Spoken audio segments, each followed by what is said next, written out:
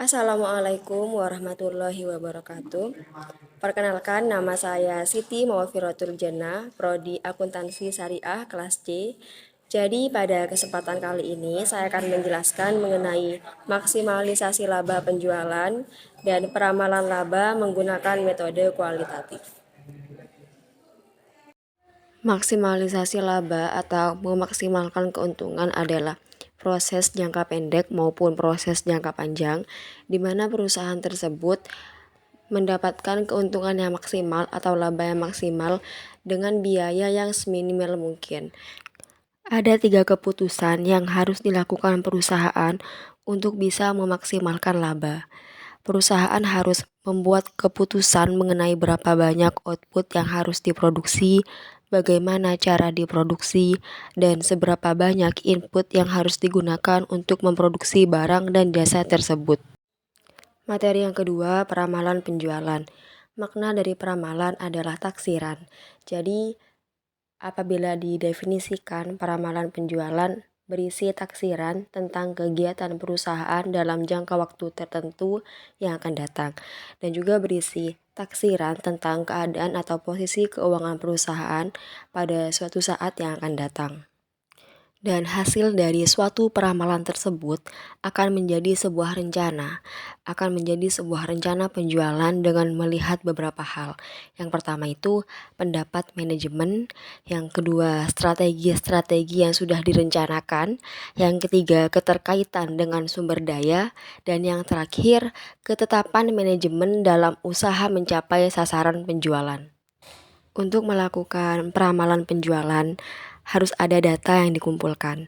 Pertama, untuk menganalisa volume dan hasil penjualan dari beberapa periode yang lalu, minimal dari 3 tahun yang lalu. Dan yang kedua, menganalisa keadaan pasar. Yang ketiga, menganalisa market share dan profit margin, serta menganalisa faktor eksternal lainnya. Apabila membahas hubungan peramalan dengan rencana, keduanya sangat berbeda.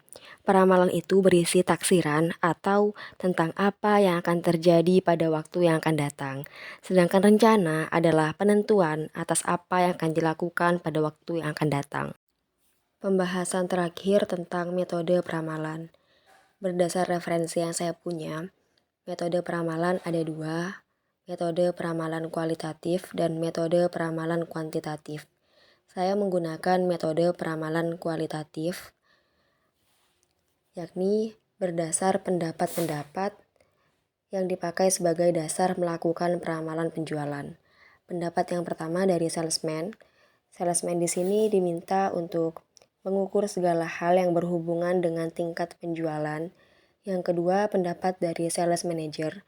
Karena pada umumnya, estimasi kepala bagian penjualan bisa lebih objektif karena mempertimbangkan banyak faktor. Dan yang ketiga, pendapat dari para ahli.